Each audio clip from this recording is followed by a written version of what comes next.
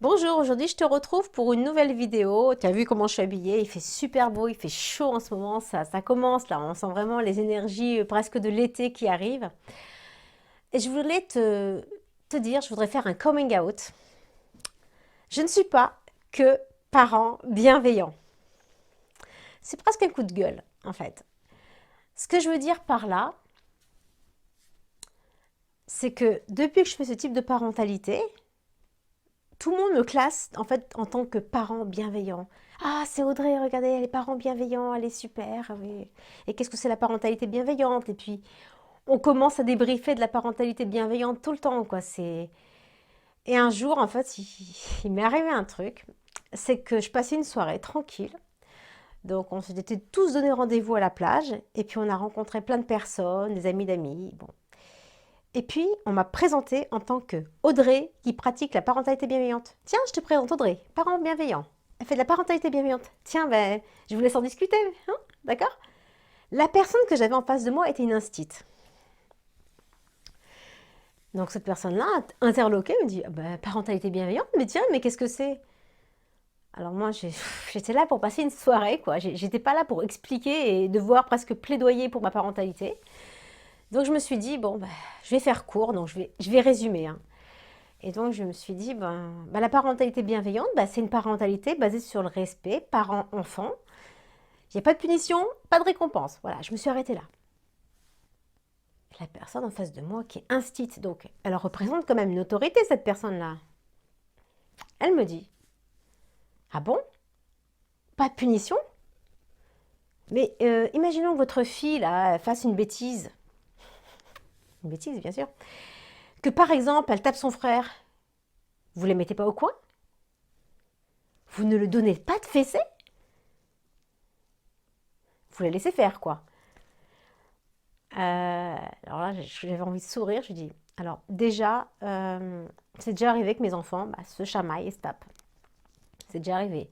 Moi, j'explique à ma fille, si par exemple ma fille tape son frère, bah, que ça se fait pas, que ça peut faire mal, qu'elle peut altérer la relation avec son frère, et j'essaye de trouver des solutions avec elle pour justement que ça se passe bien en fait. La personne, elle était waouh, qu'est-ce que c'est que ce truc? Donc voilà, je ne suis pas que parent bienveillant. Et en fait, tout ça, ça me fait dire qu'on est rempli de conditionnements et de clichés, en fait. Et du coup, il m'est arrivé encore un autre cas où là, j'ai eu vraiment besoin de couper avec ce cliché, cette case où on m'a mis dedans. C'est qu'avec mon mari, on a été plusieurs fois en Inde. Et c'est un pays que j'adore. Vraiment, c'est quelque chose qui m'a vraiment parlé. Je me suis sentie vraiment hyper féminine dans ce pays parce que c'est pas que de la soumission. On voit vraiment que les femmes, il y a vraiment une énergie féminine qui est magnifique, avec toutes, elles portent des saris. Bien sûr qu'il y a de la misère, il y a tout ça, mais elles sont tellement belles. On voit vraiment l'énergie féminine, vraiment au sens presque divin. Et à un moment, donc quand j'étais rentrée en Inde, j'avais besoin de m'identifier à tout ça parce que ça me faisait du bien, parce que j'avais vécu plein de choses là-bas, j'avais vécu manger plein de belles nourritures, rencontrer des belles personnes, et été dans des communautés. Donc quand je suis revenue, je me suis laissé pousser les cheveux encore plus, quoi, comme une indienne. Puis je cuisinais indien, je me maquillais comme une indienne, j'étais vraiment apparentée à une indienne. Mais ça m'a fait du bien, je me portais des saris, enfin voilà, même en France, hein, je n'en avais rien à faire. Je suis partie à Carrefour une fois, en plein samedi après-midi, en sari, avec mon poing. J'ai des gens qui me regardaient, waouh, wow, qu'est-ce que c'est que ce délire, quoi. C'était moi, c'était mon délire. Mais je me suis dit, bon, voilà, ça m'a fait du bien un petit moment. Et puis à un moment, à chaque fois qu'il y avait de la musique qui passait, ouais, il y a Audrey, on va lui mettre de la musique indienne.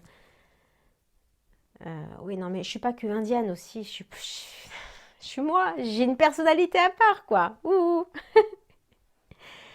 Donc du coup, à un moment, j'avais besoin de me désidentifier à tout ça, et j'ai coupé mes cheveux. Alors là, quand j'en ai parlé autour de moi, je me suis dit, je vais couper mes cheveux, j'en ai marre de mes cheveux longs. Tout le monde, avec leur peur. Oh non, mais tu sais que les cheveux courts, il faut de l'entretien. Oh non, mais ça se trouve, ça va pas t'aller, hein, tu sais. Mais j'ai envie, tu sais, j'ai même envie de prendre la tondeuse et tout enlever là. J'en ai marre de l'identification à mes cheveux. Et au fait que je sois un petit peu orientale, que voilà, que j'ai pas d'origine indienne, mais c'est vrai que je passe des fois pour une indienne. Même en Inde, je passais pour une indienne. Les gens me parlent en indien, des fois, je dis non, je suis pas indienne. D'ailleurs, ils étaient choqués. Pas indienne? Ah ouais? Ah, d'accord. Bon. Vous êtes avec un occidental? Une indienne avec un occidental? Non, non, non, non, je suis pas indienne, donc ça va très bien. Du coup, à un moment, j'ai eu besoin de couper mes cheveux pour arrêter l'identification aux indiennes. À un moment, j'ai arrêté de même porter des sarouels, j'ai même enlevé mes saris, j'en avais marre de tout ça parce que je suis pas que ça, quoi. Je suis une personne à part entière avec son histoire familiale, avec tout ça, et puis ben. Donc il y a eu un vrai ras-le-bol. Et il en va aussi pour la parentalité bienveillante, quoi, parce que quand tu fais ce type de parentalité, il y a tout le monde qui te classe, qu'ils savent que tu fais la parentalité bienveillante, et ils te regardent. Ton enfant se roule par terre, par exemple. Oh là là, mais comment va-t-elle s'en sortir? Est-ce que ça va marcher? Ouais, c'est ça en fait. Donc, t'as intérêt à assurer, quoi. T'as intérêt à vraiment assurer, quoi. Donc, et là t'assures. C'est le jour où tu vois où tu assures, là. Là, tu te dis, ouais. Donc, tout le monde fait, ah ouais, d'accord. Il y en a qui disent, ouais, super, elle s'en est super bien sortie, nickel. Le jour où ça marche pas, tout le monde va dire, ah, la parentalité bienveillante, hein, ça marche pas toujours, hein. Ben oui, mais non, mais bien sûr. Comme la parentalité conventionnelle, quoi. C'est clair. Une fois, il m'est arrivé un truc. J'ai été voir une thérapeute pour ma fille qui avait des problèmes de santé. Bon, bah voilà, parce qu'elle était très fusionnelle avec moi. Donc voilà, ça a été compliqué. Donc j'étais voir une psy. Mais c'était la première et la dernière fois que j'ai été la voir. Donc elle me disait, quand elle a vu que je parlais à mes enfants, que mes enfants devaient être plus cadrés. Et que mes enfants n'étaient pas vraiment cadrés, en fait.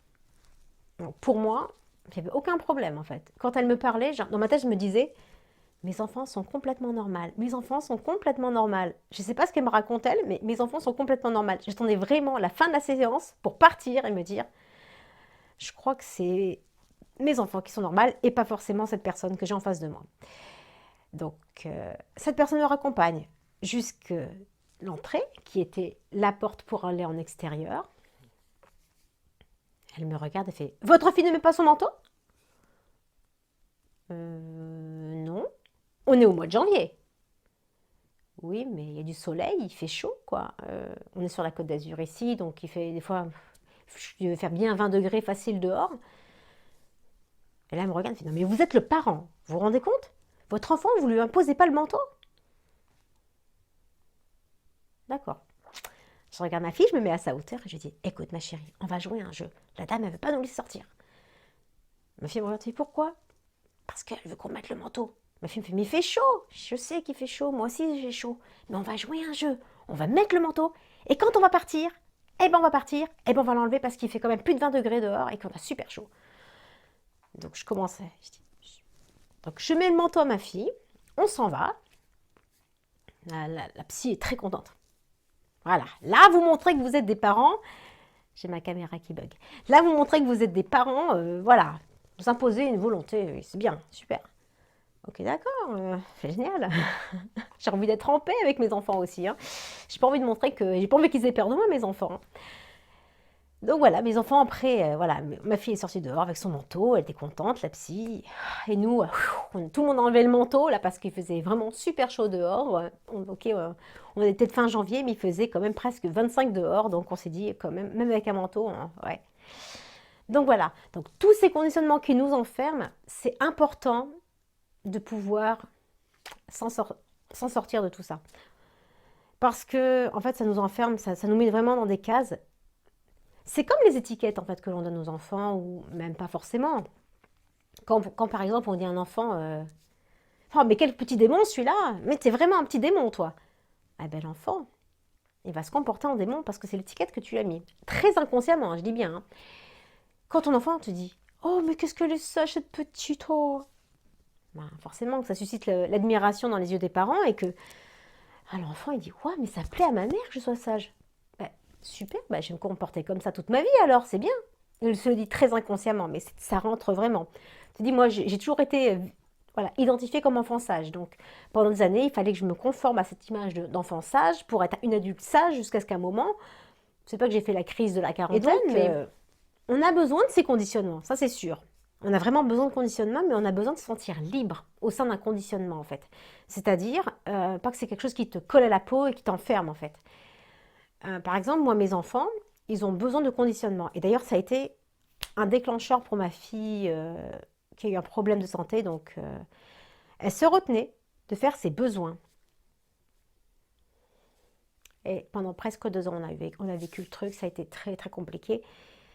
Et il y en a qui me disaient, mais il faut la féliciter. Oui, mais elle va rentrer dans un conditionnement de félicitations. Donc, je me disais ça. Tu sais, des fois, tu veux vraiment pratiquer la parentalité bienveillante pour la parentalité bienveillante, tu es presque enfermé dans cette parentalité et puis tu vois pas ce qu'il y a autour. Sauf que, un jour, je lui dis, écoute, je sens que tu es prête pour aller sur le pot, donc maintenant, on peut aller sur le pot.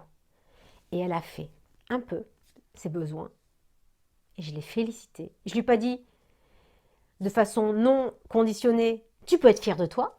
Je lui ai dit, maman est fière de toi. Je suis vraiment fière de toi à ce moment-là. Et c'était le déclencheur. Mon enfant s'est senti soutenu à ce moment-là. Parce que quand on est dans une parentalité bienveillante, on ne veut pas conditionner les choses. Mais sauf que ton enfant a besoin de connaître les choses pour pouvoir se déconditionner. Si par exemple tu dis à ton enfant, ne mange pas faut pas manger des bonbons parce que si, parce que ça. Ton enfant a besoin de passer dans une case. Je goûte pour pouvoir me faire moi mon expérience, pour pouvoir me dire c'est pas bon pour moi. Et une fois, pareil, je voulais pas me donner à mes enfants plein de junk food et tout. J'en ai très rarement. Mais après, tu vas rentrer dans un extrême, un autre extrême. J'ai connu des familles, je te dis bien, j'ai connu des familles quand j'étais enfant, qui étaient très strictes, qui ne voulaient pas que leurs enfants regardent la télévision. Une fois adultes, mais même ados ou même un peu plus grands, quoi. Dès qu'ils ont vu, ils ont été invités chez des amis, ils ont vu la télé, ils étaient... Ou alors, mais vraiment, ils regardaient la télé avec waouh, et ils étaient vraiment scotchés parce qu'ils n'ont jamais connu la télévision. Comme par exemple, des enfants pareils qu'ils avaient, c'était cette même famille, qui mangeaient des choses voilà, très, très bonnes pour la santé, très ci, très ça, qui n'ont jamais mangé de bonbons vraiment, ou jamais de chips, mais je les ai vus jeunes hommes, jeunes femmes, mais obèses, parce qu'ils n'ont jamais connu ça. Donc comment veux-tu inculquer à des enfants un déconditionnement s'ils ne savent pas ce que c'est le conditionnement? Vraiment, je me suis posé la question, ça a vraiment été le déclencheur. Quand j'ai dit à ma fille, je suis fière de toi, elle n'en a plus besoin que je suis fière de toi, elle s'est déconditionnée toute seule, elle avait juste besoin de maman, papa, aidez-moi, quoi, montrer que vous êtes quand même fiers, quoi. J'ai besoin d'être soutenue, en fait. Donc, vraiment, quand tu essayes voilà, de faire tout ça, de ne pas vouloir entrer en conditionnement, mais bon, il faut quand même y passer, je pense que c'est quand même fondamental, sans trop rester enfermé. C'est comme si tu donnais un cadre à tes enfants. Par exemple, tu dis un cadre trop strict, tu vois, par exemple, tu mettrais tes enfants dans un jardin de 2 mètres carrés. Tes enfants, ils sont toujours en pulsion, quoi. J'ai vraiment envie de sauter, j'ai vraiment envie de dépasser le cadre, quoi. Mais c'est bon, ils sont vraiment trop, trop enfermés, quoi. Quand tu laisses vraiment un côté, vraiment avec un grand cadre, par exemple, tes enfants, tu les laisses dans un terrain de 100 mètres carrés, 1000 mètres carrés, allez, 1 hectare, pourquoi pas? Mais qui a un cadre autour. Pourquoi qu'un hectare, c'est quand même grand, hein. Mais tu laisses un cadre autour. Ton enfant, il se sent plus prisonnier de tout ça. Et ça, c'est important parce que quand ton enfant n'est pas prisonnier, comme toi, qu'on va te contraindre à quelque chose, forcément, tu vas dire non, non, non, attends, moi, je tiens à avoir mon propre libre arbitre et ma propre liberté. Donc, c'est pour ça que c'est super important que ton enfant puisse avoir un cadre. Donc, vraiment, voilà, comme en parentalité dite conventionnelle, on met un cadre, mais pas forcément un cadre trop fermé où l'enfant il va être toujours à vouloir sortir du cadre parce que c'est trop pour lui, mais vraiment mettre, voilà, tu lui laisses le choix. Ton enfant, tu vas lui dire par exemple,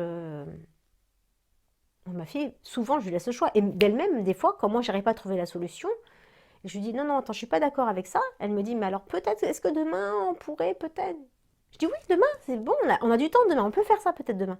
D'elle-même, elle arrive à me trouver le truc. Des fois, je me dis, mais c'est dingue, quoi. Ces enfants, ils disent des trucs, ils sont géniaux, des enfants. Donc c'est pour ça qu'un conditionnement, c'est important pour les enfants. Pas non plus un conditionnement vraiment, voilà, où tu dis, bon ok, je vais lui donner des bonbons, je vais lui donner des chips, allez, pourquoi pas, du soda, pourquoi pas. Non, tu fais les choses de manière un peu plus réfléchie. Voilà, tu connais les conséquences. des actes que tu vas donner. Et puis, toutes ces conséquences-là, voilà, vont avoir forcément des côtés pas forcément bons. Moi, je sais que ma fille, elle a jamais goûté de jus de fruits de supermarché. Elle a toujours des jus à l'extracteur à jus, quoi, donc, ou de légumes. Qu'une fois, quelqu'un lui a dit, allez, viens, on lui fait goûter un peu un jus de fruits. Je n'étais pas trop pour, je dis, allez, pourquoi pas. Ma fille, elle a goûté, elle fait, ah, c'est pas bon, c'est trop sucré. Je dis, ouf. Donc, une fois que ton enfant connaît aussi pourquoi il faut faire ci et pourquoi il ne faut pas faire ça, ton enfant va se sentir libre parce il va l'expérimenter. C'est pour ça que le conditionnement est aussi nécessaire. Le conditionnement est aussi, voilà, c'est pas un conditionnement pourri que tu vas lui donner, allez hop, je te donne plein de chips, comme ça tu vas connaître les chips. Non, non, c'est pas ça. Tu vas lui faire goûter de temps en temps des chips. Tu vas, par exemple, je sais pas, tu dis, bon, bah voilà, on va inviter vos copains, vos copines, bon, bah on va faire par exemple des chips de légumes, par exemple. Ou alors, si t'as pas envie de donner des bonbons, moi, ma fille avait vraiment envie de goûter à des bonbons parce qu'elle a vu que des copains et des copines mangeaient des bonbons, bah, des pâtes de fruits. Ou alors, c'était des bonbons bio à un moment, des bonbons au miel, des sucettes au miel. Enfin, c'était toujours des choses bio, voilà. Ou même des fruits déshydratés. Excellent, les fruits déshydratés, c'est très bon. Mais voilà, mais l'enfant a besoin de passer par ça pour se dire, ouais, non, j'aime bien, j'aime pas, ou voilà. Donc, c'est pour ça que c'est bien de ne pas être complètement fermé. Et bien sûr qu'on connaît, voilà, les conséquences de trop de télévision, trop d'écran. Mes enfants, moi aussi, j'étais super contre tout ça. J'étais presque extrémiste. Je voulais pas que mes enfants regardent la télévision. Je voulais vraiment pas. Sauf qu'à un moment, ça m'a sauvée. Ça m'a sauvée parce que quand tu as deux enfants très rapprochés et que tu essaies d'endormir le bébé qui vient de naître et que ta fille est en pleine période d'opposition, tu dis attends ma chérie, 2 minutes, je pose ton frère. Et qu'elle se met à hurler quand tu es sur le point de poser et que ça t'arrive environ 100 fois, au bout d'un moment, tu dis bon ben, j'ai pas de relais derrière, faut que je trouve quelque chose. Ok, un petit épisode vide de 3 minutes sur mon téléphone, ça va s'arrêter pile à 3 minutes. C'est juste le temps dont j'ai besoin pour poser mon enfant. Ok, 2 ans et demi, elle avait 2 ans et demi, ma fille. Ok, je connais les conséquences, mais il y a des fois où il faut souffler, quoi, parce que sinon, waouh, mais tu te mets une pression d'enfer, quoi. Et même d'avoir montré des écrans à ma fille, ça lui a permis de voir que dans un dessin animé, tel petit garçon mettait par exemple sa veste pour sortir parce qu'il faisait froid. Elle avait retenu que quand il y avait du froid, quand il y avait du vent, il fallait mettre une veste. Parce que quand c'est maman ou papa qui le disait, elle n'avait pas envie d'entendre. Mais elle a vu dans le dessin animé. Donc là aussi, c'est un autre conditionnement, mais elle a besoin aussi d'avoir plusieurs autorités qui lui disent différentes choses, où elle va piocher ce qui est bon pour elle, pas bon pour elle. Et puis, ben, c'est ses expériences. Tu as bien fait des expériences, toi, j'imagine, qui t'ont coûté. Moi, je veux dire, une fois, j'ai voulu me teindre les cheveux. J'ai voulu être blonde. J'ai mis de l'oxygéné, j'étais rousse. Seulement après, j'ai dit à ma mère d'aller m'acheter une teinture. J'étais adolescente, hein, j'ai fait des trucs, bon bref. Mais voilà, donc, mais moi j'ai expérimenté. Parce que ma mère me dit non, surtout ne fais pas ça, tu vas abîmer tes cheveux. Bon, non, non, non, je voulais expérimenter moi-même ce que c'est de se teindre les cheveux. Bon, je ne savais pas comment il fallait doser. Voilà, j'ai fait. J'étais rousse, poil de carotte, mais vraiment couleur carotte, quoi. Un orange. C'était. Waouh! Je crois que j'avais mon frère qui était à côté, qui était mort de rire. Je me souviens bien de ce jour-là. Mais, mais j'ai expérimenté, je sais que c'est pas bon. Voilà. Donc ton enfant a besoin de conditionnement et d'expérimentation pour pouvoir se dire oh, c'est pas bon pour moi. Mon petit garçon aussi, il me voyait souvent cuisiner et il est très intrigué par la porte du four. Alors ça, le four, oui, forcément, tu cuisines, c'est super amusant le four. Seulement un jour, je lui dis, mais non, attention, c'est chaud. Donc c'est chaud, ouais. Donc l'enfant me dit, oui, oui, c'est chaud. Mais l'enfant ne sait pas ce que c'est le chaud.